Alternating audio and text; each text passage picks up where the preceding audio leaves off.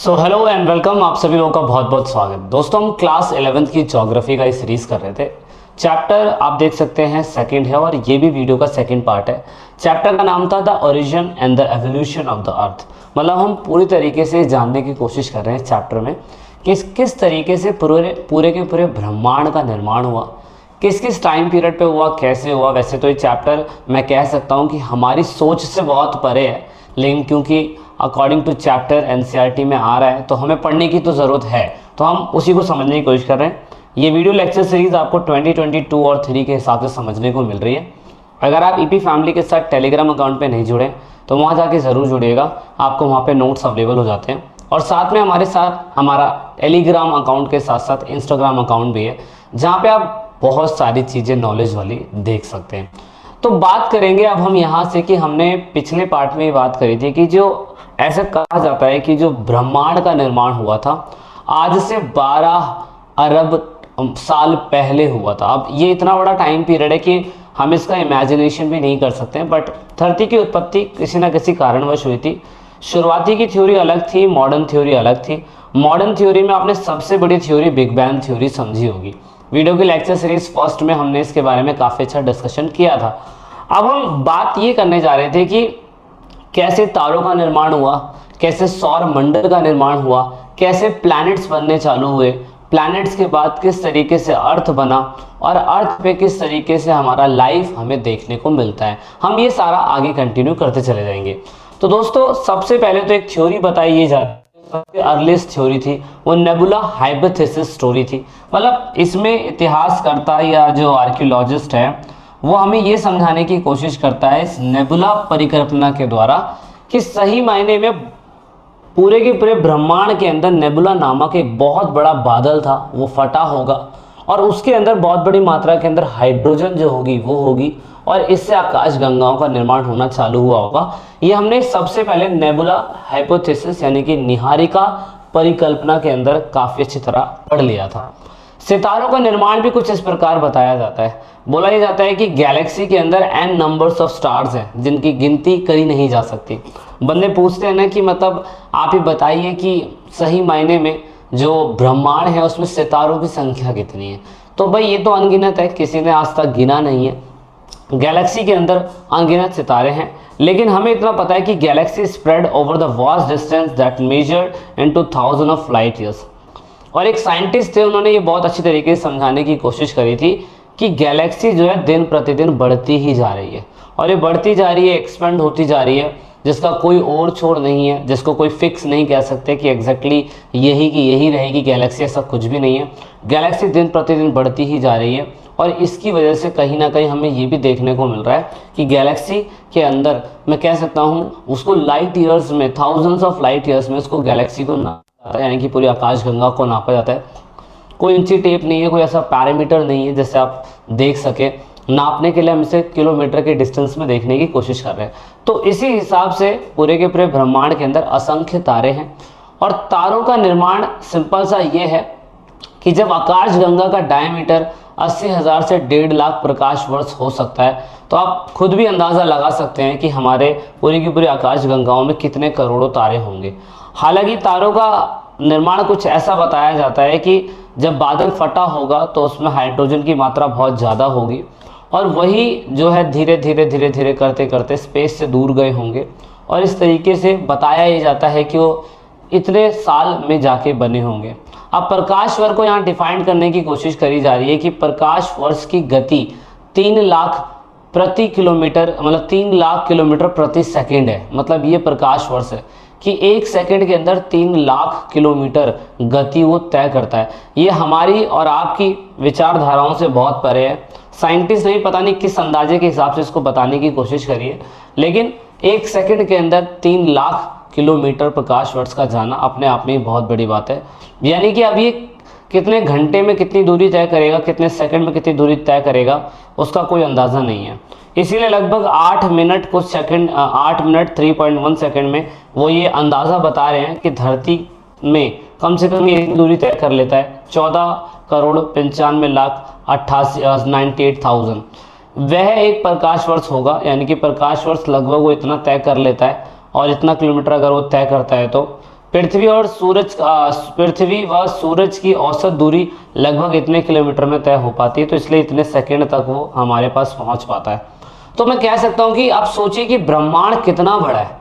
अगर वो 14,95,00,000 98,000 यानी कि 98,000 किलोमीटर वो जब प्रकाश वर्ष तय करता है, तो लगभग केवल सिर्फ और सिर्फ 9.33 इतना समथिंग ही सेकंड में वो पहुंच जाता है इतने किलोमीटर में। तो आकाशगंगा कितनी फैली होगी किसी को कोई पता नहीं है। लेकिन तारों का निर्माण प्लैनेट के निर्माण से पहले हुआ होगा। ये एक गैस के बादल होंगे जिसमें हाइड्रोजन गैस की मात्रा बहुत ज़्यादा होगी। अब ग्रहों का निर्माण ये बताया जाता है कि नेबुला प्रक्रिया के अंदर ही जो क्या कहते हैं, जो लोकल गैसें होंगी वो कंडेंस हुई होगी, ठंडी हुई होंगी।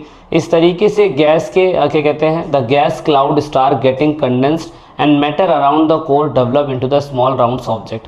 यानी कि जब ये घने बादल बने होंगे तो छोटे छोटे पार्टिकल्स जो थे, जो घूम रहे थे पदार्थ, गोल पिंड जो घूम रहे थे, वो आपस में जुड़ते चले गए। कैसे? आप एग्जाम्पल देख लीजिए, ये वाला कुछ ऐसा एग्जाम्पल जिसमें छोटे छोटे पार्टिकल्स आपस में जुड़ रहे हैं, और जुड़ने के बाद इन छोटे छोटे पार्टिकल्स को उन्होंने क्या बोला है, प्लेट स्टिमिल, है ना, इसे हिंदी में ग्रहाणु बोलते हैं। ये इंग्लिश और हिंदी में आप देख सकते हैं। ये छोटे छोटे पार्टिकल्स हैं, सारे छोटे छोटे पार्टिकल्स आपको दिखाई दे रहे हैं। ये आपस में भिड़े होंगे, मिले होंगे, और ऑफ कोर्स शुरुआती समय में इनमें छोटी छोटी कुछ ना प्रकार की गैसें होती होंगी, आपस में ये मिली और फिर कई हज़ारों सालों तक, कई करोड़ों सालों तक ये घूमते रहे अंतरिक्ष के अंदर, और घूमने के बाद फाइनली इस तरीके से हमारे प्लैनेट जो थे वो आपस में जुड़ के बने होंगे। छोटे छोटे जो बॉडीज़ हैं जो है वो कॉलिनेशन होगी, आपस में जो पिंड होंगे ये टकराए होंगे, और गुरुत्वाकर्षण या दैट मीन्स ग्रेविटेशनल फोर्स की वजह से ये आपस में चिपक गए होंगे, और चिपकने के बाद इनमें कुछ गैसेस होंगी, फिर ये कई सालों तक ठंडे होते रहे होंगे, है ना। तो इस तरीके से कहते हैं कि लार्ज स्मॉल छोटे छोटे जो ग्रहाणु हैं, दैट मीन्स छोटे छोटे ग्रह हैं, वो मिलते चले गए, और मिलने के बाद वो बड़े बड़े पिंड बनाते चले गए, और इस तरीके से प्लैनेट्स का निर्माण हुआ होगा। प्लैनेट के निर्माण के लिए हमें पता है कि आवर सोलर सिस्टम जो हम कई सालों से पढ़ते आ रहे हैं, इसमें मर्क्यूरी, वीनस, अर्थ, उसके बाद Mars, Jupiter, Saturn, यूरेन, Neptune, Pluto, Eris, सन, सारे कुछ इसमें हमें देखने को मिलते हैं। ये हमारा सोलर सिस्टम है। यानी कि प्लैनेट, अगर ये प्लैनेट बना होगा तो इस प्लैनेट के बनने की प्रक्रिया भी सेम वैसी ही रही होगी जैसे अर्थ के बनने की प्रक्रिया रही होगी। अब ऐसा कहा जाता है कि हमारे सौरमंडल के अंदर टोटल के टोटल 8 ग्रह है। सारी कुछ व्यवस्थाएं निहारिका परिकल्पना यानी कि नेबुला हाइपोथेसिस के तहत हुई होगी, और सबसे पहले मैं बोल सकता हूँ कि निहारिका परिकल्पना की वजह से हमारा सौरमंडल बना होगा। सौरमंडल के अंदर मैं कह सकता हूँ कि इसकी शुरुआत लगभग आप देख सकते हैं 5 से 6 अरब वर्ष पहले हुई होगी। फिर ग्रह बने होंगे, ग्रह लगभग 4 से 5 साल पहले बने, और उस हिसाब से फिर सौरमंडल बनने चालू हुए। सौरमंडल के अंदर तारा, 8 ग्रह, 63 उपग्रह, छोटे छोटे सैटेलाइट्स टाइप, और लाखों छोटे छोटे पिंड अभी भी घूम रहे हैं। ग्रहों के टुकड़े बोल सकते हैं जिन्हें हम एस्ट्रॉयड बोलते हैं, वो छोटे छोटे कॉमेट्स, धूमकेतु और धूल के कितने सारे कण हमारे पूरे सौरमंडल में हमें देखने को मिलते हैं। एग्जाम्पल के लिए आप ये देख सकते हैं, यहाँ पे थोड़ा सा इमेज आपको सही दिखाई देगा, ये वाला। तो आप ये देख सकते हो एस्ट्रॉयड बेल्ट, है ना। अभी भी छोटे छोटे कितने सारे हैं ये जो हमारे टकर सकते हैं किसी भी अर्थ से, किसी भी उससे, तो ये बहुत बड़ा इशू हमें रहता ही रहता है हमें। तो ये प्लैनेट इस तरीके से क्रिएट हुए होंगे जिसमें गैस, धूल के कण और बहुत सारी चीज़ें आपस में मिक्स हुई होगी। मिक्स होने के बाद उनमें प्रेशर बढ़ा होगा, प्रेशर होने के बाद कई करोड़ों साल इनको लगे ठंडे होने में, और इस तरीके से फिर पानी आया और धीरे धीरे करके ये अर्थ बनता चला गया। अर्थ क्या, सारे ग्रह बनते चले गए। 8 ग्रहों में से इनर प्लैनेट आप देख सकते हैं, इनर प्लैनेट हम इनको कहते हैं। जो एस्ट्रॉयड बेल्ट के इस तरफ होते हैं वो इनर प्लैनेट है, एस्ट्रॉयड बेल्ट के जो उस तरफ होते हैं वो आउटर प्लैनेट है। तो थोड़ा सा इतना याद रखना, इसमें कोई बड़ी साइंस नहीं है। और याद रखना कि पहले 4 ग्रहों को हम थर्शियल ग्रह भी कहते हैं, यानी कि पार्थिवी ग्रह भी कहते हैं। और इसका अर्थ यह है कि ये ग्रह पृथ्वी की भीतरी ही शैलो और धातुओं से बने हुए और अपेक्षाकृत घनत्व और ग्रह हैं, और जो दूसरे 4 हैं उनको हम थर्शियल प्लैनेट नहीं बोलते। तो पेपर में अगर ये चीज़ आता है कि थर्शियल प्लैनेट कौन सा है, पार्थिवी ग्रह कौन से हैं, तो आप बोल सकते हैं, क्योंकि जिस तरीके से जो चीज़ हमें अर्थ में मिलती है थोड़ा बहुत हमें वो दूसरे और ग्रहों पे भी देखने को मिलती है। इसलिए इलॉन मस्क आप कहते हैं ना, वो मार्स पे जाना चाहता है, लोगों को मार्स पे जीने के लिए प्रेरणा देना चाहता है वो, तो बहुत बड़ी बात है कि वो कर रहा है। दोस्तों ये डिटेल जो है, ये डिटेल आपने पढ़नी है, खुद से सेल्फ पढ़नी है। वो इसलिए पढ़नी क्योंकि ये ज़रूर याद रखना है कि ये डेटा आपके लिए बताता है कि जो क्या कहते हैं distance from the sun is astronomical unit average means distance of earth is this kilometer and this density radius equatorial, मतलब इसमें बताने की कोशिश करी गई है कि किस तरीके से जो सूरज है उसके कंपैरिजन में उसका डिस्टेंस कितना है, उसकी डेंसिटी कितनी है, रेडियस कितना है और उसके खुद के कितने सैटेलाइट हमें देखने को मिलते हैं। देख सकते हो सैटेलाइट का मतलब ये होता है कि अर्थ का अपना एक सैटेलाइट है, दैट मीन्स जो आपको पता है कि जो मून है वो एक सैटेलाइट है हमारे लिए, जबकि मास के 2 हैं, जुपिटर के 53 हैं, इसके 53 हैं। तो ये पेपर में कहीं ना कहीं पूछ लेते हैं, तो डिस्टेंस कितना है अर्थ से यही पूछ ले जाता है। तो ये सब आपको डिटेल में याद रखना होता है, लेकिन पेपर में बहुत कम चांसेस होते हैं कि आपसे डिटेल में पूछा जाए। हाँ, लेकिन ये बात तो तय है कि आपके यूपीएससी के पेपर में, पीसीएस के पेपर में इसके ऊपर एग्जामिनर काफ़ी फोकस कर लेता है, तो इस पे देख सकते हैं। अच्छा, मेन बात ये थी कि हमारे पास 8 ग्रह थे। 8 ग्रह के बाद यहाँ पे एक इंटरनेशनल ऑर्गेनाइजेशन है, इंटरनेशनल एस्ट्रोनॉमिकल यूनियन, इसे IAU बोलते हैं। उन्होंने काफ़ी लंबे समय पहले 1919 में बना था। इसका हेडक्वार्टर पेरिस में हमें देखने को मिलता है, फ्रांस में। 85 मेंबर कंट्रियां हैं इसकी, अभी भी इनके जनरल सेक्रेटरी वगैरह वगैरह हैं। इन्होंने ये बताया कि अभी तक प्लूटो जो था वो एक ग्रह माना जाता था, प्लूटो एक ग्रह माना जाता था, लेकिन अंतर्राष्ट्रीय खगोलिकी संस्था ने बैठक में ये बताया 2006 की बैठक में कि कुछ समय पहले एक और खगोलीय पिंड ढूंढा गया, एक पिंड ढूंढा गया जिसे UB313 बोला जाता है। और उन्होंने बताया कि ये प्लूटो और UB313 ये बौने प्लैनेट है, जिन्हें हम ड्वार्फ प्लैनेट भी बोलते हैं। ये इसीलिए बौने प्लैनेट है क्योंकि कभी भी ना ये अपने खुद के परिक्रमा, खुद की जो एक ऑर्बिट होती है ना, उनमें कभी घूमते नहीं हैं, ये कहीं पे भी चेंज हो जाते हैं। और ये इतने छोटे हैं कि यहाँ पे मैं कह सकता हूँ कि धरती के कंपैरिजन में बहुत छोटे हैं और दूसरे और प्लैनेट के कंपैरिजन में भी बहुत छोटे हैं, इसलिए इन्हें बौना ग्रह यानी कि ड्वार्फ प्लैनेट कहा जाता है। अब मून की क्रिएशन बताई गई थी जॉर्ज डार्विन के द्वारा। जॉर्ज डार्विन बताते हैं कि मून जो है एक नेचुरल सैटेलाइट है अर्थ का, और ऑफकोर्स पृथ्वी और चंद्रमा एक ही तेजी से घूमने वाले पिंड बने थे। और ऐसा कहा जाता है कि लोग ये कहते हैं कि जब में भी शायद से कॉलिनेशन हुआ होगा एक पिंड का दूसरे पिंड से, यानी कि एक ग्रह का दूसरे ग्रह से जब कॉलिनेशन हो रहा होगा तो अर्थ बना होगा, लेकिन कुछ पार्टिकल्स या कुछ हिस्से हाइड्रोजन वाले जो बादलों में विस्फोट हुए होंगे वो छूट गए होंगे, और छूटने के बाद वहाँ पे मून का क्रिएशन हुआ होगा। लेकिन यहाँ पे जो मॉडर्न थ्योरी बताती है वो कुछ और बताती है।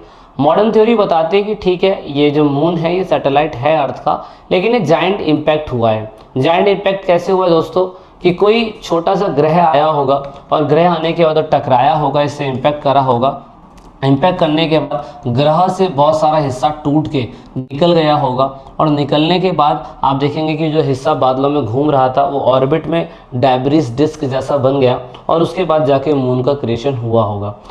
आपने देखा होगा हमारे प्रशांत महासागर, हिंद महासागर के अंदर कितना सारा गड्ढा है, उसी के अंदर तो पानी भरा हुआ है पूरा का पूरा। तो वो कहते हैं कि ये एक क्या कहते हैं बिग स्लैब है या जाइंट इम्पैक्ट है, जिसकी वजह से आप देखेंगे धरती पूरी तरीके से गोल नहीं है, कहीं पे खाली है, मतलब कहीं पे अंदर घुसी हुई है, कहीं पे उछली है, कहीं पे ऊंची उठी हुई है ना। तो ऐसे सिचुएशन के अंदर आप देखेंगे कि ये चीज़ मून के क्रिएशन के लिए एक कारण सही बताता है। दैट इज़ वाई हिंद महासागर और बहुत सारे ओशंस आपको हमारे इंडिया के आसपास खाली देखने को मिलेंगे।